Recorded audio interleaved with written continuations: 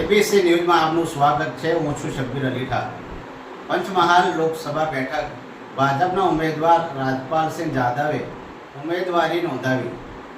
શિક્ષણ મંત્રી કુબેર ડિંડોર, વિધાનસભા ઉપાધ્યક્ષ જેઠા ભરવાડ, સાંસદ જયેશ પરમાર અને ધારાસભ્યોની વિશેષ ઉપસ્થિતિમાં ભાજપના ઉમેદવાર દ્વારા ઉમેદવારી પત્ર ભરવામાં આવ્યું હતું। હરાર પંચમહાલ લોકસભા બેઠક ભાજપના ઉમેદવાર રાજપાલસિંહ જાદવે ગોધરા શહેરના મોટી બાગ પાર્ટી પ્લોટ ખાતે આજે ઉમેદવારી ફોર્મ ભરતા પહેલા જનસભા સંબોધી હતી।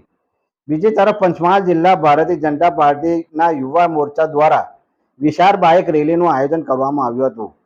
મોટી બાગ પાર્ટી પ્લોટ ખાતેથી રેલીનું પ્રસ્થાન કરી ગોધરા શહેરના ચાચર ચોક મંદિરથી જિલ્લા કલેક્ટર કચેરી ખાતે ફોર્મ ભરવા માટે રેલી પહોંચી હતી।